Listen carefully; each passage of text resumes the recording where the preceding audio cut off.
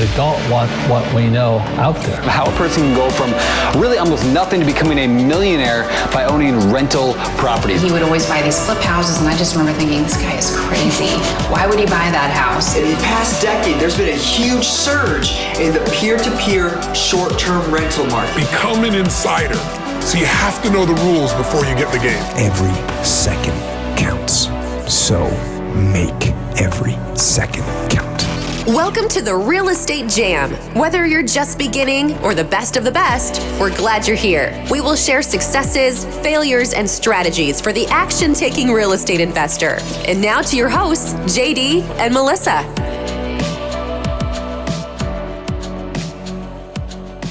Hey guys, welcome to the Real Estate Jam podcast. I'm JD with my wonderful co-host. Hey, happy Friday. Happy New Year. Happy New Year. This is our first show of the new year, and we're super excited because we got a local superstar. Today, we're hoping to bring you some value in the new year. We have Carl Dismukes. He is the owner of Stagedesigns, and he's also an agent. He's had the staging business for 3 years and is producing a lot of value for people in our market. And we're hoping that some of the strategies, because, you know, when I think about staging houses, that extra cost, that extra money, it really kind of grinds my gears. But Carl has proven to me that there's some specific times where it's a huge benefit and you're going to get a huge ROI. So I'm going to let him explain it because obviously he's better at it than I am. But hey, Carl, thanks for coming on. Thanks for having me this morning. Appreciate it.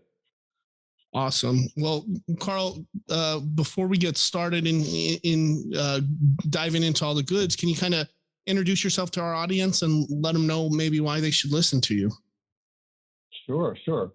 So Carl Dismukes again, Stagedesigns. I'm based here in Panama City Beach, but I work all over the Gulf here, from Destin into Panama City and into the regions beyond. I've been a stager, like JD said, for about 3 years now. And I have had some really good successes and won some pretty phenomenal awards through the International Association of Home Staging Professionals, and have gotten some real good recognition. And another thing with being part of IHOS is the connections that I have there through other stagers around the country, around the world. And I learn a lot from them, go to the conference every year, and it's a great opportunity there. But yeah, home staging is just catching on in our area. There are parts of the country where you don't put your house on the market without it being staged. But here we're getting there. And so, you know, I'll go through some things here in a minute. I'm going to share my screen here, and we'll go through some, first of all, definition of what staging is, and then we'll go through some statistics that will help us to, to reinforce why staging is so important. And I think that'll tell the story as we're going through it. So if you guys are ready, I'm going to go ahead and share a screen. And let's do it. Y'all feel free to just ask questions as I go through this. But what is home staging? I think that's an important thing for us to talk about. And that is defined as preparing a house for sale so that it sells in the fastest time and at the best price. So, sorry for the noises here. You're a busy man. We understand. So why should you stage a home before listing it? For the homeowners and investors who are flipping, a staged home will sell faster. It will sell for more money, and it improves the inspections and appraisals. Inspectors and appraisals are people too, and they react to a beautifully staged home just the same way as the buyer does.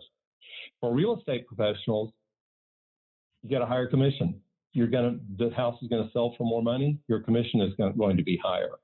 it's going to increase your profile. If you're a realtor who's presenting homes that have been staged, that have really been prepared for the market properly, it makes your profile just a little bit better. And it's better customer service. People want to, you're giving your customers that extra little something that's going to help them make more money. So I've got some statistics here from NAR and from the IHOS, who I mentioned earlier, the International Association of Home Staging Professionals. And then I'm going to end with my own statistics for 2020. But television shows, HGTV is influencing our market. 1 out of 10 buyers say that homes should look the way they're staged on TV shows. People are expecting things to look better.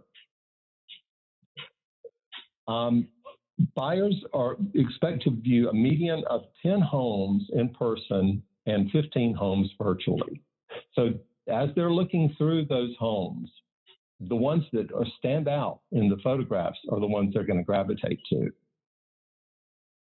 And only 7% of buyers said that home staging had no effect on the view of the home. Only 7%. That's 93% who believe that home staging has an impact on the buyers. And 82% of the buyer's agents said that staging a home made it easier for a buyer to visualize the property as a home. So if we look at, by the way, these are some photos of a couple of stagings that I've done that you're seeing here. The International Association of Home Staging Professionals has some statistics. And these are based on studies that they've gotten from all of the members across the country and around the world. Average price homes sell 3 to 30 times faster than non-staged homes. So when a home is staged, it's going to sell from 3 to 30 times more. Over 70% of staged homes sell in less than 2 weeks. And staged homes sell at 1 to 20% more than non-staged homes. So local statistics, these are what I've gathered from the properties that during 2021 that were staged and sold, and these are based on real statistics that came from my reports that I just ran last night to make sure I had all the details.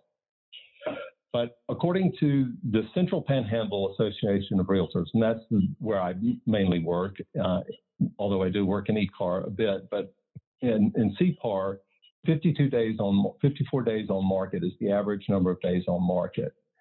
The average number of days on market that I've staged has been 20. So Carl, real quick, that's about a month's difference. So, yeah. So you're if you're looking at the average price home in this market, you're talking about thousands of dollars difference in mortgage cost and interest fees and all of that, right, that kind of stuff. Just from that right there. Yeah, exactly. That's the number of days on market. That cuts down on your expenses. You're going to have, like you said, mortgage payments. You'll have HOA dues. You'll have your utilities, and just the cost of keeping the house going for that extra month. So even though you're not, this part is number of days on market, but it does impact the bottom line, the price. Right. So good point. Thank you for bringing that up. So the number of houses that sold in less than 1 week, of the ones that I've staged, 57% of them sell in less than 1 week. And then the average list price to sale price, 96.7 is the average list price to sale price for the original list price in CPAR. And for the ones that I've done, 99.6 is our average sale price to list price. And on a to your point earlier, on a $300,000 house, that's $8,700. Right. well above the price of staging. You'll see usually a return on the investment for staging of 2 to 3 times the investment at least. Sometimes lots more. And and then the ones that sold at or above list price, just about half the homes that I stage sell at or above list price. Now, there's some houses that take a little while to sell, even though they're staged, but that's because they've got some issues and they'll be caught in inspection, and all the staging in the world isn't going to fix inspection issues that come up. But still, even it does impact them and makes them sell faster and makes them sell for more money, because people have that emotional reaction when they walk into a staged home versus viewing it as a financial transaction. So now here's what I call the sweet spot, because I think most people think of staging as a luxury listing thing that you do. It's for the $1 million plus home. Right. That's so not true. Anything should be staged. I've staged under $200,000 homes, but the ones under $500,000, that's the sweet spot, because that's where you actually have the most benefit from staging. So I encourage everyone to don't put a vacant property on the market, because it's going to sell faster for more money. So pardon my chimes there. So the average days on market for those houses under 500,000 is 16 days on market. 68% of the houses under 500,000 sold in less than 1 week, and half of them sell in less than 4 days. And the average list price to sell price is 99.4. So I always encourage people, this is not a luxury listing thing. It's not just for the big houses. It's all of them. They all need love. And I think that my last slide here is just to say that home staging is tax deductible. It's for the seller. They can write it off because it is a marketing benefit for the sale of their home. Sure. So that was a quick run through. Just wanted to get the high points and to really emphasize those numbers, because I know that that's what it's all about in real estate, is making the most money on the sale of your home. And so I feel like when you don't stage, and you're leaving money on the table if you don't stage the home, if you leave it vacant. Because you're going to make more money. And we've had this crazy market the last year, and I acknowledge it. It's been crazy. Things have been selling as fast as they go on the market sometimes, but you're still leaving money on the table if you don't stage it, because it will make more money. And I think that they just announced that there's going to be some interest rates increased, and that the FHA is changing kind of some of the down payments and all of that kind of stuff. And I think one of the things, staging works great in a good market and helps you out, but really as the market starts to cool off, and even right now in these winter months when everything starts to cool off, I think that makes it even more important to consider staging as an option, because the houses that aren't staged compared to the houses that are staged are gonna get a lot less views, a lot less eyes on it, and that's kind of where you start to see those prices drop down. But if you can, like you talked about, elicit the emotional response of the buyer, oh, this is a perfect home, I can see my daughter's playing in this bedroom, look at the kitchen, it's set up right. That's where you build that emotional connection with the buyer. Right. Yeah. I mean, when someone walks into a vacant home, they look at it as a financial transaction. To them, they're looking to get that house for the least amount of money they can. And if they walk into a staged home, a beautifully staged home, or even if it's a beautifully furnished home, there's an emotional reaction, and they'll make an offer for fear of missing out. That's going to be higher, maybe even above asking price, because they're going to be afraid they're going to miss out if they don't make an offer quickly. Okay. So, Carl, I have a quick question. Okay, so can you talk about the process? Like, how do you, if I wanted to hire you and I had a listing, how does that work? And then what are like different price points and those kind of things? Because that's my first question. well, for the normal house, we stage the living room, dining room, the primary bedroom, and accessories in the primary bathroom and in the kitchen. If there's an obvious office, we'll usually stage that office too, especially these days when everybody's working from home. Yeah. And if there's a breakfast room, you don't want to miss that if that's part of the kitchen and there's a little breakfast area. We don't often stage secondary bedrooms unless there's a reason to, if it's like a waterfront facing condo and there are 2 master bedrooms, Right. You want to do both of those. But for the most part, that primary bedroom is really all that is needed. So there is the way I charge is for the initial design selection, the hands-on delivery and setup, and then destaging once the property sells. That's an initial price of between $1,500 and $2,000 on a medium price house, the way I just described. And then there's furniture and accessory rental.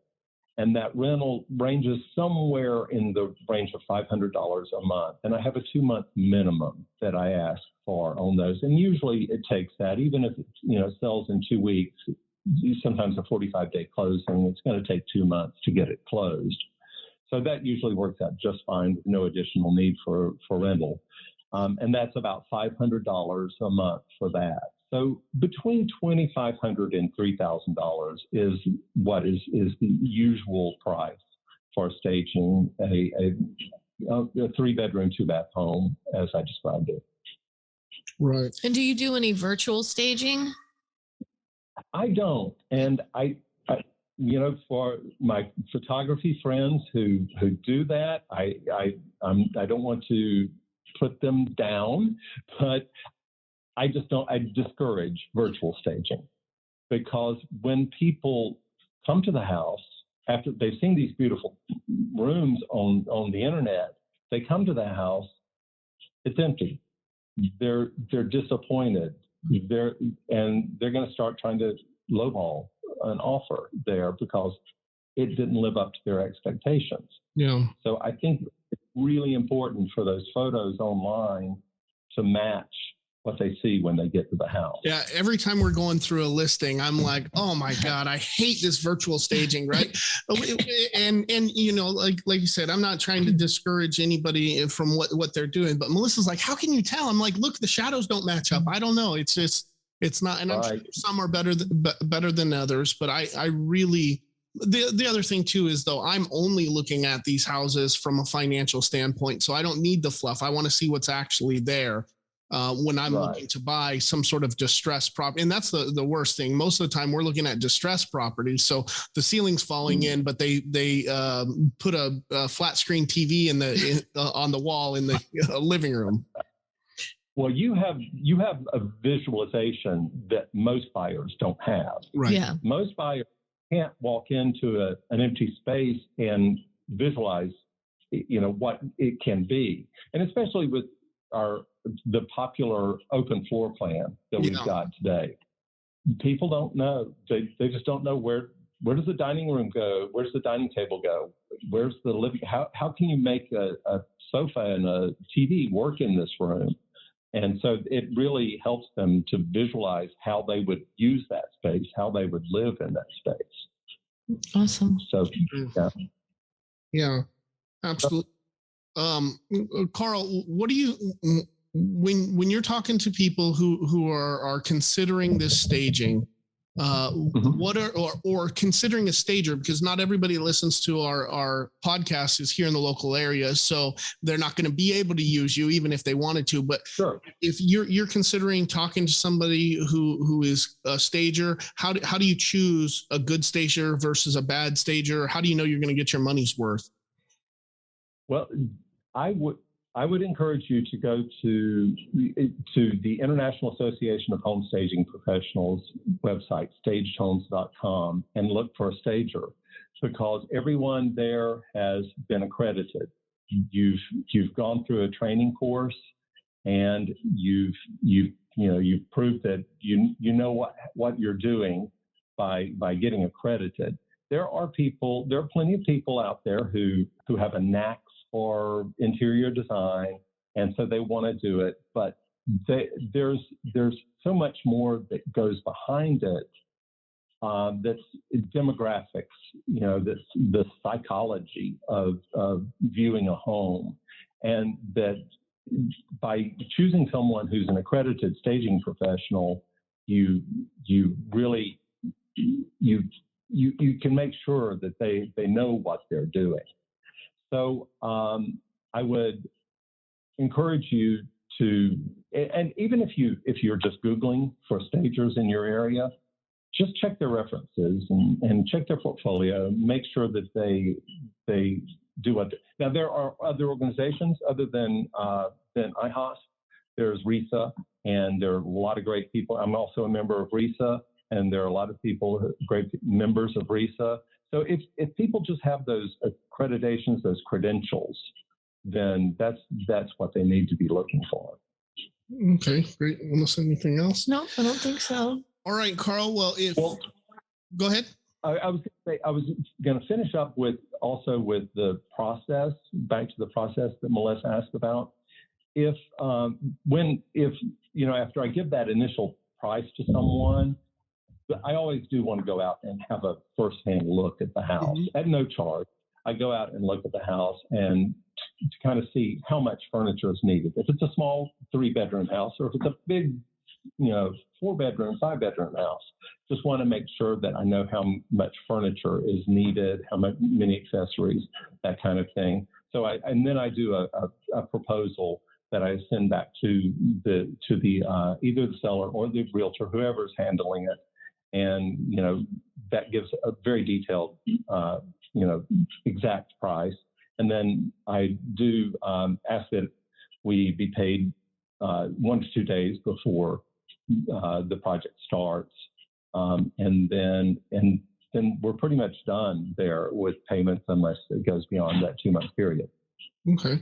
Just a real quick question. If I'm an investor and I'm looking at staging one of my properties, or if I'm a homeowner or if I'm a real estate agent, at what part in the process should I bring you in to set that up? Should I I signed the listing agreement with the agent, and then the same timeline that she's doing pictures, how does that work? Or for me? Just as soon as you've got, even if you're just talking to the seller about listing and you haven't, I think it's always good to kind of bring them some options before as you're talking to them. I'm happy to even join you to go and look at the property with the seller. But I think it is proactive. To be proactive in promoting staging is always a good thing. And then, so as soon as you've been having those conversations, let's start talking. And then definitely before photographs or anything, we'd want to get it staged, because your listing needs to go live with those photographs in place. If you don't, you miss that first opportunity to make a good impression on people, because if some people say, well, let's put it on the market, wait a month. Well, then it's going to be on the market for a month, and you really need to have it presented in its best form right off the bat, because that's when it gets the most traction. That's Smart. Okay, Carl, let's say that some of our audience was here in the area and they loved what you got to say and they want to increase the price that they can sell the house and decrease the number of days that they're going to be on the market, and they wanted to work with you or at least find out more about you so they could check your references and that kind of stuff. Where should we send them? Well, go to my website. It's Coastal Stage Designs, COASTALSTAGEDESIGNS. Only one D between Stage Designs. It's all one word mushed together. Just like on your shirt. Just on, yep, like on my shirt. Perfect. And in my Facebook page is facebook.com/Coastal Stage Designs. And just look me up on Facebook too. I do a lot of personal stuff on my personal page. That's at Carl Dismukes, and that's DISMUKES. Just look me up. Let's get connected. Awesome. Carl. Well, Carl, thank you so much. We appreciate you. Yeah, we always have a good time listening to what you have to say. You provide so much value to our community. So we're glad we had you on today. Well, thank you for having me. I appreciate you guys so much. Thanks, Carl. Bye, Carl. All right. Bye. Thank you for listening to the Real Estate Jam. We hope you enjoyed today's episode.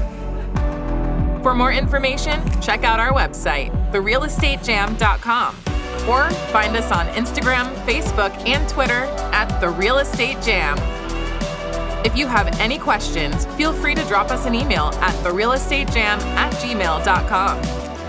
See you next episode.